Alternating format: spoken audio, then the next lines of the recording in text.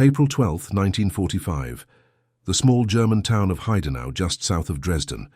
The spring air carried the scent of blossoms, but hunger hung heavier in the atmosphere as Private First Class Thomas Reeves sat on a crate outside the makeshift mess hall, scraping the last morsels from his field ration tin. The young soldier from Iowa believed his unit would be home before Christmas, victorious after pushing deeper into German territory. How wrong he would be about the path ahead, though not in the way anyone might expect. Before we dive into this story, drop a quick hi in the comments and tell me where you're watching from. It really helps support the channel. This is the story of how a simple act of kindness during humanity's darkest hour sparked a chain of events that would transform not just individual lives, but reshape the understanding of what rebuilding truly means when enemies become neighbors. Private Reeves had been with the 104th Infantry Division since they had landed on French shores 7 months earlier. At 22, he had already seen enough of the European conflict to last several lifetimes. His company had advanced steadily eastward through the winter, and now spring was bringing the promise of the conflict's end. The Allied forces were making significant progress, and news traveled fast among the ranks about advances on multiple fronts. Save some for the trash heap, Reeves called Sergeant Miller as he passed by. "We got resupply coming tonight. Shouldn't be eating that garbage anyway." Thomas nodded absently, continuing to scrape his tin. Food was food, and growing up during the Depression had taught him never to waste a morsel. The army rations might not be his mother's home cooking, but they kept a man on his feet. "The German people are starving out there," said Corporal James Wilson, who had joined Thomas on an adjacent crate. "Supply lines are destroyed, infrastructure's wrecked. Food distribution is practically non-existent in some of these towns." Wilson was the intellectual of their squad, a college man from Massachusetts who always seemed to know the bigger picture. His glasses gave him a professorial look, despite his uniform. "Command says not our problem," Thomas replied, though the words felt hollow as they left his mouth. "We're here to finish this conflict, not run a charity." Their conversation was interrupted by a small sound, a throat clearing deliberately but timidly. Thomas looked up to find a young girl, perhaps 12 or 13 years old, standing a respectful distance away. Her dress was clean but patched multiple times, her face thin but dignified. Her eyes, however, told a story of quiet desperation that transcended language. "May I have your leftovers, sir?" she asked in careful, practiced English, each word pronounced with determination. Thomas froze, spoon halfway to his mouth. The girl's gaze wasn't demanding or entitled. It was something more profound, a look that acknowledged her position yet maintained a flicker of human dignity. Behind her, partially hidden by a damaged stone wall, Thomas could make out an older woman, likely her mother, watching with anxious eyes. Corporal Wilson straightened, his expression softening. "What's your name?" he asked. "Elise Miller," she replied, standing a little straighter. "My mother and I live 3 streets away. Our home was damaged, but we are managing, sir." Thomas glanced at his ration tin, suddenly aware of its meager contents in a new light. Regulations were clear about fraternization with the local population, especially giving away military supplies.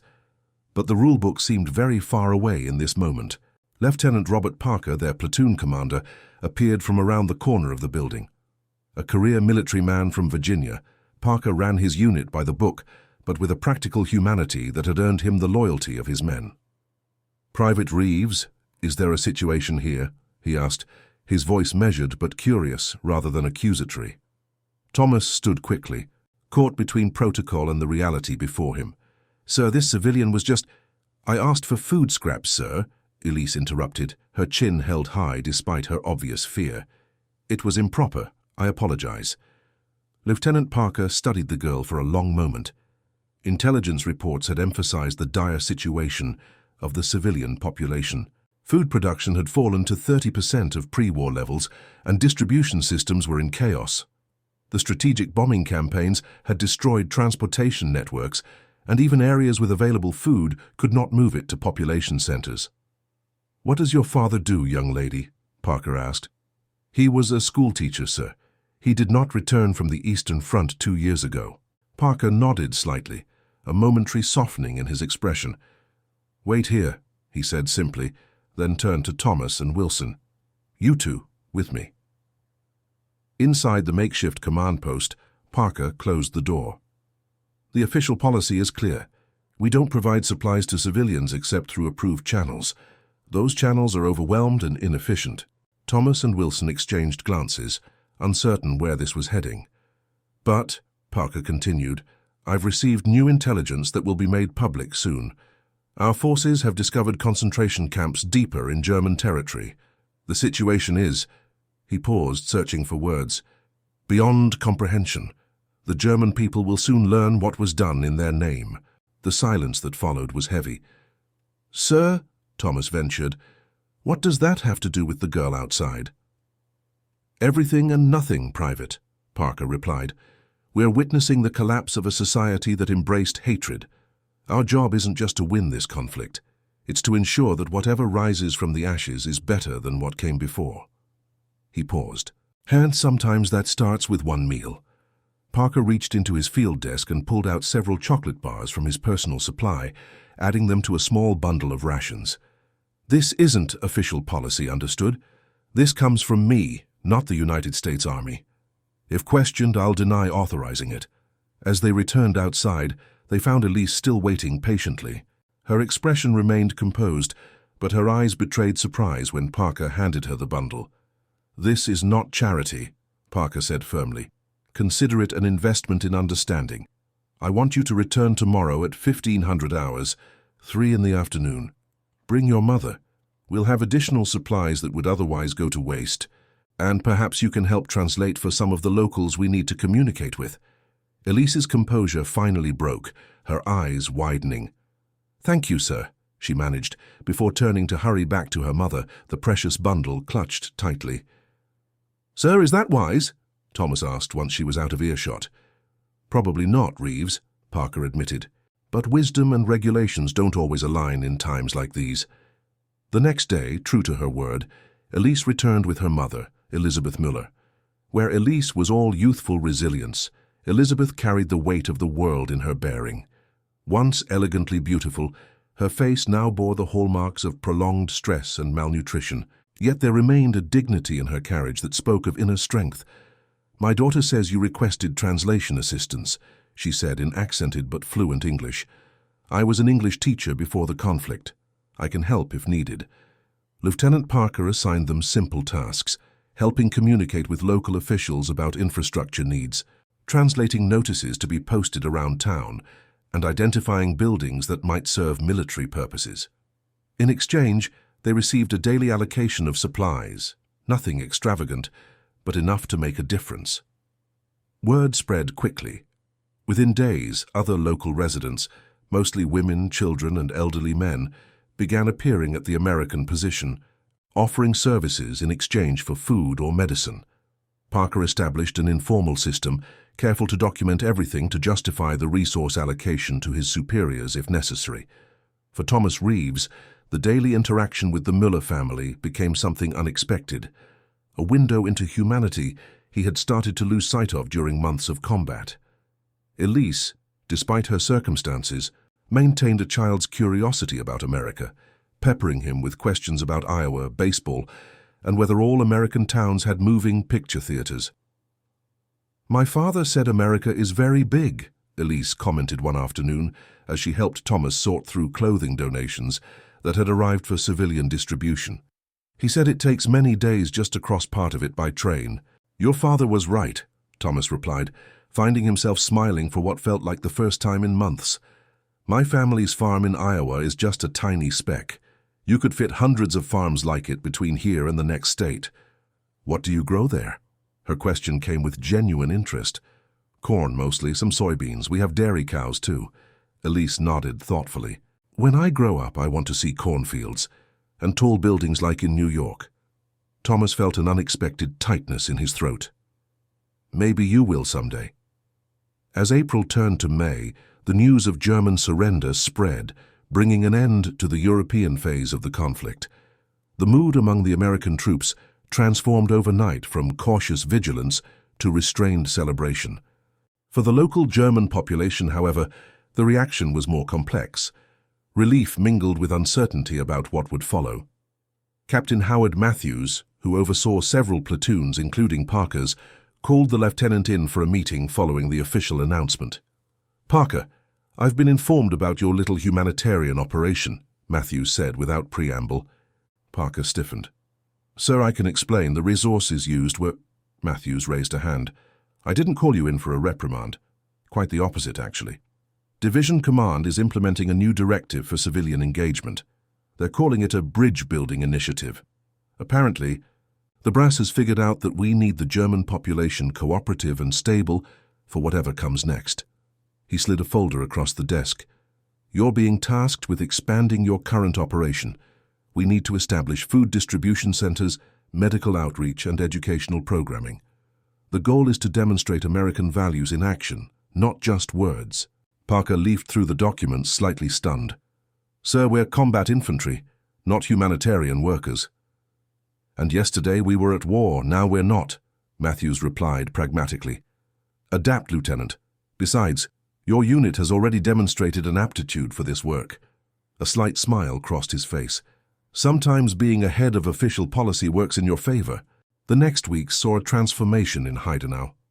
Under Parker's direction, and with significant input from Elizabeth Müller and other locals, the Americans established a community kitchen, medical clinic, and even rudimentary schooling for children who had been without formal education for years. Private Thomas Reeves found himself assigned as liaison to the educational initiative, working closely with Elizabeth to develop appropriate materials. Her experience as a teacher proved invaluable, and her perspective on what German children would need to understand about their nation's recent history was unflinching. "They must know the truth," she insisted during a planning session, "not to make them feel shame, but to ensure they recognize how easily humanity can lose its way when fear replaces reason." Thomas was struck by her clarity. "How can you be so certain about this? Many people would prefer to forget." Elizabeth's expression grew distant. "Because I did not speak up when I should have. None of us did. That silence became permission." She focused back on Thomas. "My husband, Elise's father, did speak up. He taught his students to question authority, to think critically. He was reported by a colleague. Before being sent to the Eastern Front, he was investigated for unpatriotic sentiments." The revelation hung in the air between them. "I'm sorry," Thomas offered inadequately. "Do not be sorry, be vigilant. Your country is powerful now. Power without wisdom is just another form of danger." The conversation stayed with Thomas long after, coloring his interactions with both Americans and Germans in the days that followed. In June, a significant milestone was reached when the community kitchen served its 5,000th meal. Lieutenant Parker, now promoted to captain following Matthews' reassignment, organized a small ceremony to mark the occasion. "This represents more than food," Parker told the gathered crowd, a mix of American personnel and local residents. "It represents the beginning of a new relationship between our nations, not as conquerors and conquered, but as peoples with a shared future." Elizabeth Müller provided translation, her voice carrying clearly across the square. Watching her, Thomas was struck by the transformation in her appearance over the past weeks. Proper nutrition had restored some fullness to her face, but the real change was in her bearing, a renewed purpose that had replaced resignation. The ceremony concluded with an unexpected gesture. Elise, along with several other children, presented the American soldiers with handmade thank-you cards. Thomas received one covered in a careful drawing of cornstalks beside a barn that looked suspiciously like the one he had described from his family's farm. "For when you return to Iowa," Elise said simply. That evening, as Thomas sat writing a letter to his parents, Corporal Wilson joined him. "Did you ever imagine we'd end up running a social welfare program instead of fighting?" Wilson asked, lighting a cigarette. Thomas considered the question. "No, but it makes its own kind of sense. We've been destroying for years. Maybe building is the harder fight." Wilson nodded thoughtfully. "I've been talking with some officials from the provisional government. They're implementing denazification programs, removing those who were party members from positions of authority. It's creating huge gaps in the administrative structure. Necessary, though, isn't it? Yes, but complicated. Take Elizabeth Müller. Under the new guidelines, she should be disqualified from teaching because she was technically a member of the Women's League, which was affiliated with the party. But she joined because it was effectively mandatory for teachers, not out of conviction. Thomas frowned. That's ridiculous. She's exactly the kind of person who should be teaching. That's my point. The official policy is a blunt instrument. What we're doing here, getting to know people as individuals, making case-by-case judgments, might be more effective. Their conversation was interrupted by an orderly delivering a telegram for Thomas. He opened it with a sense of dread that had become conditioned over years of conflict, when unexpected messages usually carried bad news.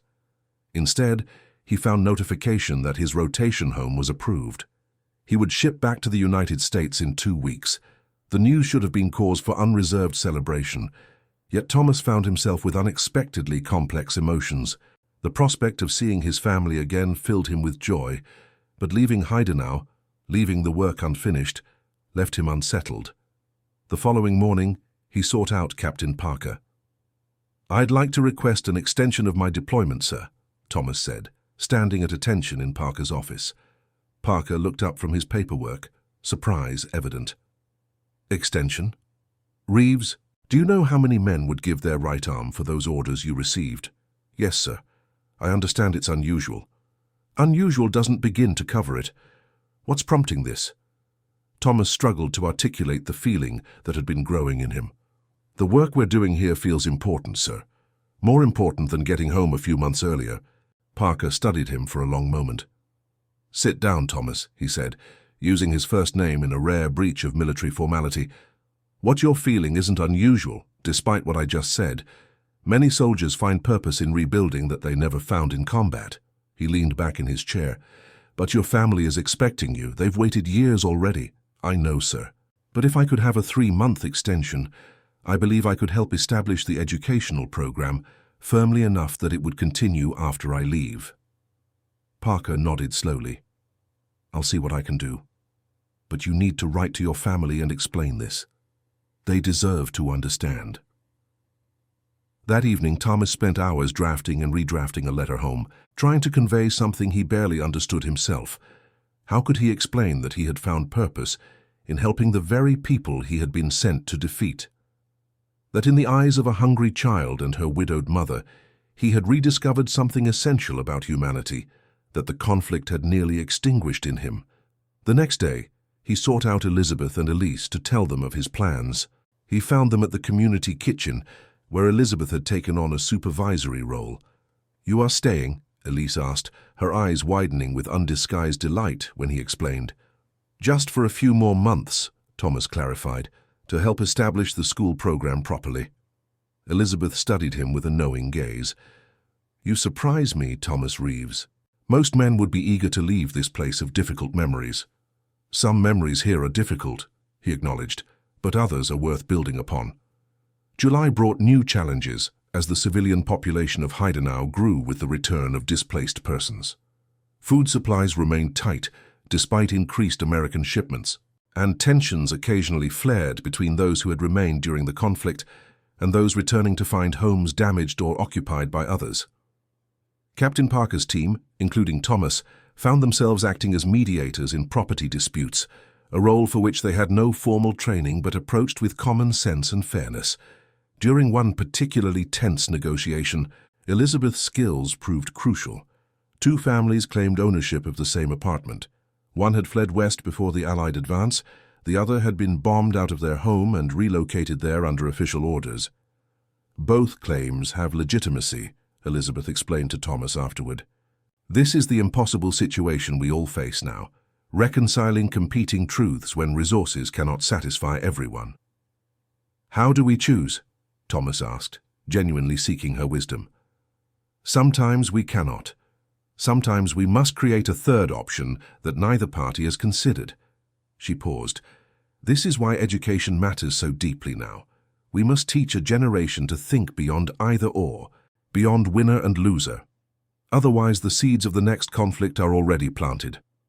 By August, Thomas had helped establish a functioning school in a repurposed municipal building.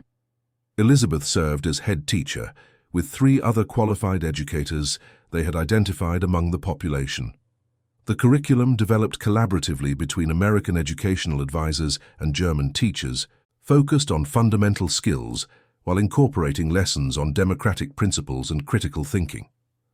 On the school's opening day, Thomas stood at the back of the main classroom, watching as 30 children between ages 6 and 14 sat attentively while Elizabeth introduced the program. Elise, seated in the front row, occasionally glanced back at him with barely contained excitement. "Today," Elizabeth told the children, "we begin a new chapter. Learning is how we rebuild, not just buildings, but ideas. The world has changed, and we must understand these changes to find our place within them." Thomas found himself moved by the simple ceremony, by the ordinary miracle of education, resuming after years of disruption. This, he realized, was victory in its truest form, not the defeat of an enemy, but the restoration of normalcy and the promise of something better. As September approached, Thomas received notification that his extension could not be further prolonged. His departure date was set for the 15th. The news landed with finality, pushing him to accelerate his efforts to ensure the educational program would continue without him. Working late one evening, organizing teaching materials in the school building, he was surprised when Elizabeth entered, carrying 2 cups of ersatz coffee. "You missed the evening meal," she said simply, placing 1 cup beside him. "Thank you. I lost track of time." Elizabeth took a seat across from him. In the months since their first meeting, a comfortable collegiality had developed between them, professional but warm. "Elise tells me you are leaving soon," she said. Thomas nodded. "Mid-September. I've been granted all the extensions I'm going to get." "You have done more than most would have. This program would not exist without your advocacy." "It wouldn't exist without your expertise," Ed, he countered. "I just helped create the space." They sat in companionable silence for a moment, sipping the bitter coffee substitute that had become a staple of German life.